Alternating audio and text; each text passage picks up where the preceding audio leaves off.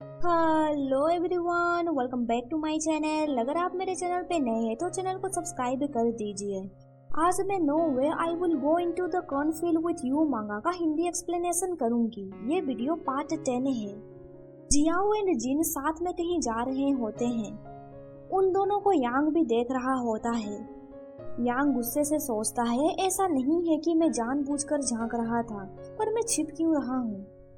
Jiang का devil self बोलता है, क्या तुम क्यूरियस नहीं हो ये जानने के लिए कि वो वियर्डो एंड जिन कहाँ जा रहे हैं एंड वो क्या करने वाले हैं। उसका गुड सेल्फ बोलता है, आखिर तुम क्या कर रहे हो, क्या तुम एक स्टोकर हो, ये कितना डिस्गस्टिंग है। लेकिन Jiang good and evil self को हटाते हुए बोलता है, वो दोनों कहाँ जा रहे हैं इससे मेरा कोई लेना देना नहीं है। उसके बाद हमें दिखाया जाता है जिन एंड जियाओ रिवर के किनारे जाते हैं। जियाओ सिगरेट निकाल के जमीन में गाड़ने लगता है। ये देख के जिन उसे पूछता है, तुम ये क्या कर रहे हो। जियाओ बोलता है, मैं वर्शिप कर रहा हूँ। जिन पूछता है, किसे। जियाओ बोलता है, लू फेंग जिन को। ये सुन के जिन बोलता है, लू फेंग जिन मरा नहीं है। जियाओ उसे बोलता है, तो फिर तुम यहाँ पे क्यों आए हो। जिन बोलता है, एटलीस्ट वो मेरे माइंड में नहीं मरा है। जियाओ बोलता है, उसके गुजरे हुए बहुत साल हो चुके हैं। ये सुन के जिन इमोशनल होके बोलता है, मुझे पता है। जियाओ बोलता है, स्कूल में इंग्लिश टीचर का पोजीशन एक मरे हुए व्यक्ति के ऊपर छोड़ा नहीं जा सकता। जिन बोलता है, अगर मैं इस सेमेस्टर फिजियोलॉजिकल असाइनमेंट करने में फेल हो जाऊंगा तो क्या तुम उस स्कूल में पढ़ा सकते हो जहाँ पे मैं काम करता था। सब बोल के वो रोने लगता है। इसके बाद हमें एक फ्लैशबैक दिखाया जाता है। एक दिन टीचर जिन स्कूल ऑफिस में अपना काम कर रहा होता है। तभी एक टीचर आके बोलता है, दो बच्चे हमारे क्लास से रिवर के किनारे स्विम करने के लिए गए थे, वो दोनों बच्चे डूब गए हैं। ये सुन के जिन सरप्राइज हो जाता है। वो पर्सन बोलता है, टीचर लू ऑलरेडी वहाँ पे चले गए हैं उन्हें बचाने के लिए। ये सुन के जिन भागते हुए रिवर के किनारे जाता है। वहाँ पे बहुत सारे लोग इकट्ठा हुए हैं। जिन उन दो बच्चों को पूछता है, तुम दोनों कैसे हो। वो बच्चा बोलता है, हम दोनों ठीक ही है। देन जिन पूछता है टीचर लू के बारे में। वो दोनों बच्चे रोते हुए टीचर लू के बारे में बोलते हैं। के बाद हमें दिखाया जाता है कि जिन लू के डेड बॉडी के सामने है।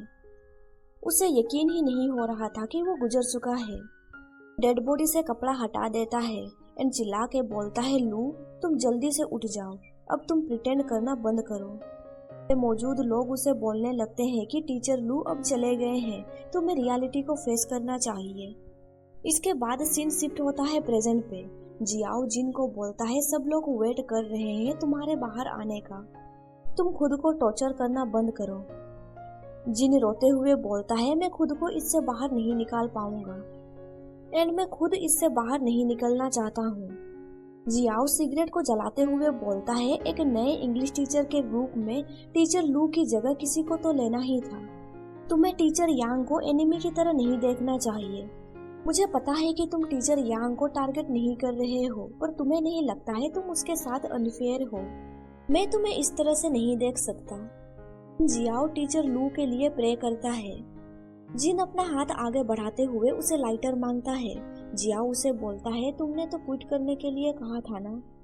जिन उससे लाइटर लेता है एंड स्मोकिंग करता है। इसके बाद सीन शिफ्ट होता है यांग के ऊपर। यांग अभी घर पे है। वो सोचता है जियाओ अभी तक वापस नहीं आया है। देन वो चेयर में बैठता है एंड सोचता है, इसके बारे में मत सोचो, अब मैं घर पे अकेला हूँ, मेरे पास फ्री टाइम भी है। फिर उसे डोर ओपन होने का साउंड सुनाई देता है। उसे लगता है कि जियाओ घर वापस आ गया है, और वो देखता है कि बाओ उसके घर में आई है। बाओ अपना पिगी बैंक लेने के लिए जियाओ के घर पे आई है। यांग उसे पूछता है, ये क्या है, क्या ये तुम्हारा ट्रेजर है। बाओ बोलती है, कल मुझे स्कूल में फीस देना है, इसीलिए मैं पिगी बैंक से पैसे लूंगी। मैंने इन पैसों को सेविंग्स किया है माउंटेन्स के प्रोडक्ट को बेच के। यांग उसे पूछता है, क्या तुम अपने ब्रदर को जानते हो, क्या तुम्हें पता है वो किसको डेट कर रहा है। बाओ समझ नहीं पाती है ये डेटिंग का मतलब क्या है। यांग बोलता है, ये दो लोगों के बीच अच्छा रिलेशनशिप होता है, इसमें दोनों एक दूसरे के बारे में केयर करते हैं। यांग बाओ को और भी बहुत कुछ रिलेशनशिप के बारे में बताता है। तभी वहाँ पे जियाओ आ जाता है। जियाओ को देख के बाओ चिल्ला के ब्रदर जियाओ पुकारती है। जियाओ को देख के यांग वहाँ से जाने लगता है। तभी बाओ जियाओ को बोलती है, आप ब्रदर यांग को डेट कर रहे हैं ना। ये सुन के यांग शौक में पड़ जाता है। जियाओ पूछता है, किसने तुम्हें इसके बारे में कहा। बाओ यांग की तरफ उंगली दिखाते हुए बोलती है, उन्होंने मुझसे कहा है। ये सुन के जियाओ यांग के पास जाने लगता है एंड उसे पूछता है, तुमने क्या कहा था। यांग बोलता है, ये सब मिसअंडरस्टैंडिंग है, बाओ ने जरूर कोई टीवी सीरीज देखा होगा। ये सुन के जियाओ बोलता है, क्या ऐसी बात है। उसे बोलता है, तुम मुझे इसके लिए ब्लेम कर रहे हो, तुम कितने बेकार इंसान हो। भी जियाओ के शोल्डर पे दर्द होने लगता है। ये देख के यांग परेशान होकर बोलता है, क्या तुम्हें हर्ट हो रहा है, क्या तुमने दिन में 2 बार मेडिसिन अप्लाई किया था। मुझे ये मत कहना कि तुम्हारे घाव में इन्फेक्शन हो गया है। तभी जियाओ गुस्से से उसका हाथ पकड़ लेता है एंड बोलता है, तुमने मुझे बेकार इंसान कहा। यांग अपना हाथ विड्रॉ करते हुए बोलता है, नहीं नहीं ऐसा नहीं है। उसे बोलता है, क्या तुम अपने होश में हो। यांग उसे बोलता है, मुझे दोष देना बंद करो। देन वो वहाँ से भाग जाता है, ये बोल के कि मुझे कल के क्लास के लिए प्रिपेयर करना है। बाओ बोलती है, ब्रदर आप दोनों किस चीज के बारे में बात कर रहे हैं, मैं कुछ भी नहीं समझी। याओ बोलता है, ये कुछ भी नहीं है, क्या तुम्हारे पिगी बैग में एनफ मनी है स्कूल फीस के लिए। बाओ हंसते हुए बोलती है, हाँ काफी पैसे हैं, मैंने काफी पैसे बचा लिए हैं 1 साल के लिए।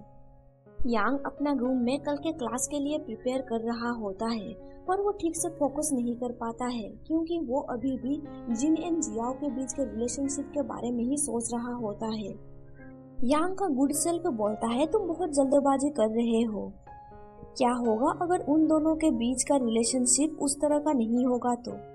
इविल सेल्फ बोलता है, तो फिर जिन यांग को क्यों पसंद नहीं करता है, आखिर एक रेगुलर कोलीग एक दूसरे के लिए रोज क्यों खरीदेंगे। सेल्फ बोलता है, तो फिर जियाओ ने मुझे इसके बारे में क्यों नहीं बताया, वो उस तरह का बेईमान पर्सन नहीं लगता है। इविल सेल्फ बोलता है, आफ्टर ऑल हम लोग विलेज में हैं, यहाँ पे तुम कैजुअली नहीं बता सकते कि तुम एक लड़के को पसंद करते हो। ये सब सोच के यांग परेशान होने लगता है। वो सोचता है अब बहुत हो गया, उन दोनों के बीच में जो भी रिलेशनशिप है उससे मेरा कोई लेना देना नहीं है। देन वो सोचता है भले ही ये सच है, मैं अच्छा मौका देख के टीचर जिन से इसके बारे में बातचीत करूंगा। इसके बाद हमें नेक्स्ट डे का सीन दिखाया जाता है। यांग स्कूल जाता है, उसके आंखों के नीचे डार्क सर्कल मौजूद है, ऐसा लगता है वो रात को ठीक से सो नहीं पाया था।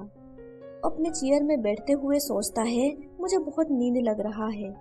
तभी वो देखता है कि जियाओ एंड जिन साथ में स्कूल आए हैं। जियाओ एक सीनियर टीचर को बोलता है, sister Yu Hong good morning. Jiao and Yang के बीच आई कांटेक्ट होता है, पर यांग कुछ भी नहीं बोलता है। वो सोचने लगता है वो दोनों साथ में आए हैं, ऐसा लगता है कि मेरी वजह से। या उसे एक पॉलिथीन बैग देते हुए बोलता है, तुमने मेरे लिए वेट क्यों नहीं किया, हम दोनों साथ में काम आ सकते थे। यांग उससे आई कांटेक्ट अवॉइड करते हुए बोलता है, मैं क्लास के लिए प्रिपेयर करना चाहता था। जिया उसे कोल्ड ड्रिंक देते हुए बोलता है, तुम लास्ट नाइट से वियर्ड एक्ट कर रहे हो, आखिर तुम्हें क्या हुआ है। यांग सोचने लगता है, क्या मुझे उसे साफ साफ बता देना चाहिए कि उन दोनों के बीच मैं आ रहा हूँ। यांग बोलता है, कुछ ऐसा है जिसके बारे में मुझे नहीं पता कि बात करना चाहिए या नहीं। जिया उसे खाना देते हुए बोलता है, खैर तुम पहले ये खाओ। खाने के बाद यांग थोड़ा चिल्ला के बोलता है, मुझे बोलने दो। जिन भी उन दोनों की बात सुन रहा होता है। यांग बोलता है, मेरा इरादा दूसरों के बारे में कुछ भी बुरा कहने का नहीं है, मुझे बस ऐसा फील हो रहा है कि टीचर मुझे एनिमी की तरह देख रहा है एंड तुम्हें इसका रीजन पता ही है ना। सुन के जियाओ सोचने लगता है, क्या किसी ने उसे प्रीवियस टीचर लू के बारे में बता दिया है। इसके बाद हमें एक फ्लैशबैक दिखाया जाता है। जियाओ जिन को बोलता है, अगर तुम ऐसे ही कंटिन्यू करते रहोगे तो सिस्टर यू होंग एंड बाकी लोग नोटिस करने लगेंगे कि तुम्हारे फीलिंग्स टीचर लू के लिए अलग हैं। जिन बोलता है, मुझे पता था कि लू के फैमिली इसे कभी भी एक्सेप्ट नहीं करेंगे, इसीलिए मैं उसे कोई तकलीफ नहीं देना चाहता था, ना पहले ना फ्यूचर में। ब्रदर जियाओ, क्या आप इसे मेरे लिए सीक्रेट रख सकते हैं? प्रेजेंट में जियाओ यांग को बोलता है, मुझे इसके लिए बुरा लग रहा है। तभी वहाँ पे प्रिंसिपल आ जाता है। वो जियाओ को बोलता है, आज बाओ स्कूल क्यों नहीं आई है? क्या उसने तुम्हें छुट्टी मांगा था? जियाओ बोलता है, नहीं, लास्ट नाइट उसने पैसे लिए थे, स्कूल के यूनिफॉर्म के लिए पे करना चाहती थी। ये सुन के प्रिंसिपल बोलता है, क्या ऐसा हो सकता है कि वो बीमार है? ये सुन के यांग परेशान हो जाता है एंड बोलता है, मैं बाओ के घर जाऊंगा अभी। जियाओ उसका हाथ पकड़ के बोलता है, मैं भी तुम्हारे साथ चलूंगा। ये सुन के यांग सरप्राइज हो जाता है। वो चिल्ला के बोलता है, मैं टीचर जिन के साथ वहाँ पे चला जाऊंगा। पर जिन बोलता है, मैं नहीं जाऊंगा, तुम जियाओ के साथ वहाँ पे जाओ। ये सुन के यांग गुस्से से सोचने लगता है, मैं टीचर जिन के साथ अच्छे से बातचीत करना चाहता हूँ एंड हम दोनों का बीच रिलेशनशिप को आसान बनाना चाहता हूँ। मैं इस अपॉर्चुनिटी का अच्छे से इस्तेमाल करना चाहता हूँ, पर नतीजा ये हुआ कि मिसअंडरस्टैंडिंग और भी बड़ी होने लगी। जियाओ उसे ले जाते हुए बोलता है, तुम परेशान करना बंद करो और मेरे साथ चलो। इसके बाद हमें दिखाया जाता है वो दोनों बाओ के घर पहुंच जाते हैं। वहाँ पे शराब की बोतल इधर उधर पड़ी हुई है। यांग अपना नोज कवर करते हुए बोलता है, आखिर ये स्मेल कहाँ से आ रहा है? जियाओ बाओ के फादर को पुकारता है पर उसे कोई रिस्पॉन्स नहीं मिलता है। घर का हालत बहुत ही ज्यादा खराब था। ये देख के यांग सोचने लगता है, क्या बाओ यहाँ पे रहती है? जियाओ एक रूम में एंटर करता है। वो दोनों देखते हैं कि बाओ कोने में बैठ के रो रही है। बाओ रोते हुए बोलती है, डैड ने मेरे पैसे ले लिए। वो दोनों उसके पास जाने लगते हैं। बाओ बोलती है, मेरे सारे पैसे खत्म हो गए, अगर मैंने स्कूल फीस नहीं दिया तो स्कूल से मुझे निकाल दिया जाएगा। जियाओ उसे समझाता है, ऐसा नहीं होगा, तुम्हें पैसों को लेके परेशान नहीं होना चाहिए, मैं तुम्हारे लिए पे कर दूंगा।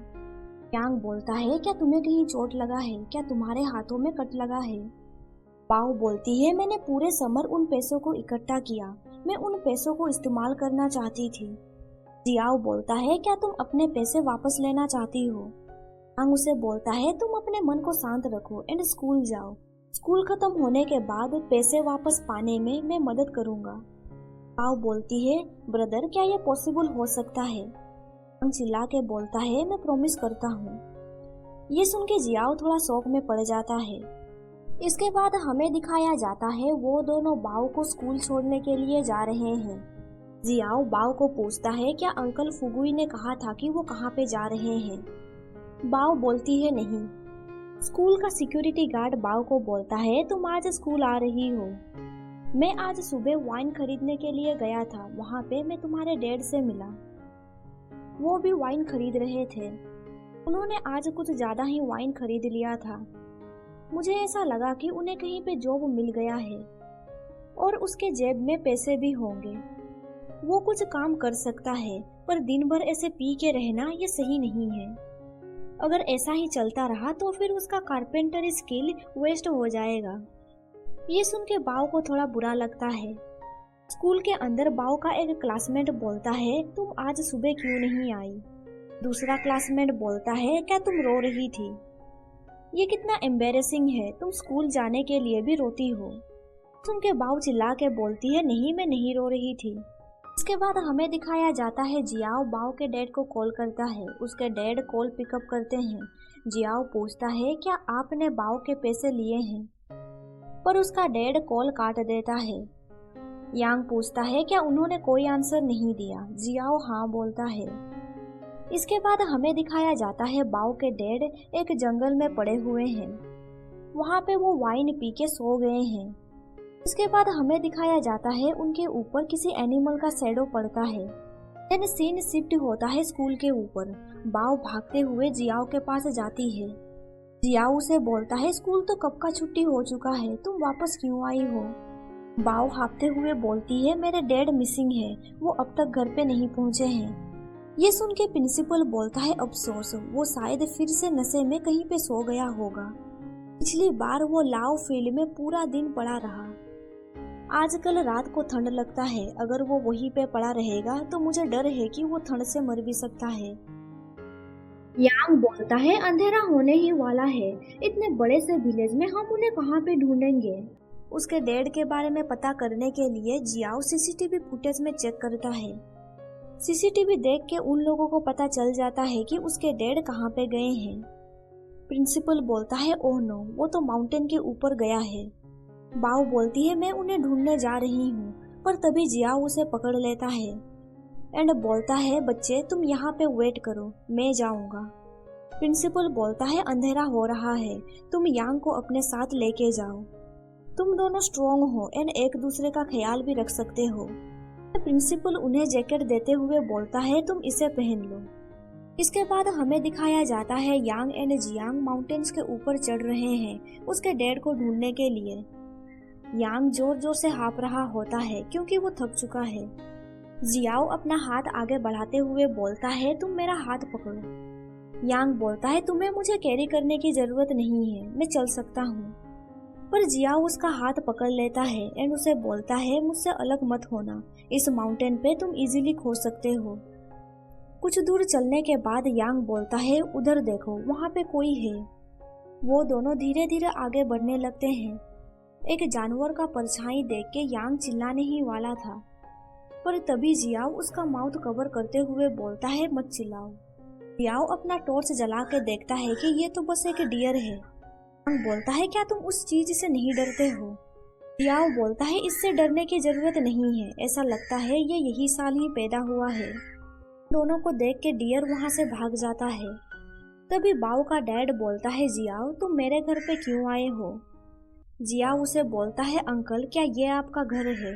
बाओ का डैड नशे की हालत में बोलता है तुम्हारे साथ ये कौन है, क्या ये तुम्हारी गर्लफ्रेंड है?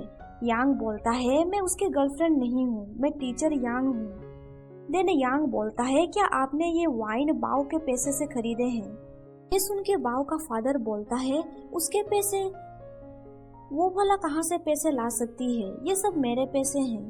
यांग चिल्ला के बोलता है उसने ये सारे पैसे कलेक्ट किए थे। वो हमेशा सुबह जल्दी उठती थी एंड मेहनत करके माउंटेन्स का प्रोडक्ट बेचती थी ताकि वो अपना स्कूल का फीस भर सके। बाओ का फादर बोलता है तुम मजाक कर रहे हो, कैसे पैसे? वो तो प्री स्कूल भी नहीं जाना चाहती थी। जियाओ बोलता है बाओ इस बार ऑलरेडी प्राइमरी स्कूल में है। ये सुन के बाओ का फादर बोलता है वो स्कूल जाना चाहती थी, पर वो तो अगले साल जाने वाली थी ना। इसके बाद हमें दिखाया जाता है वो दोनों बाओ के फादर को वापस घर पहुंचाने जा रहे हैं। जियाओ बोलता है वो स्कूल जाती है, क्या आपने कभी उसके बारे में केयर किया है? अभी वो देखता है कि बाओ उसे डैड पुकार रही है।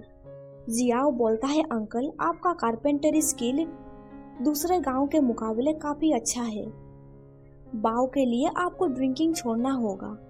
इसके बाद हमें दिखाया जाता है जियाओ एंड यांग घर पहुंच चुके हैं। यांग बोलता है बाओ बहुत ही ज्यादा डिसअपॉइंट हो जाएगी जब उसे पता चलेगा कि उसके अल्कोहलिक फादर ने सारे पैसे खर्च कर दिए हैं। जियाओ एक ड्रॉ में से पैसे निकालता है एंड बोलता है हालांकि ये पैसे कम है, पर मैं कल बाओ को बोलूंगा कि पैसे खर्च करने के बाद इतने पैसे बच गए हैं।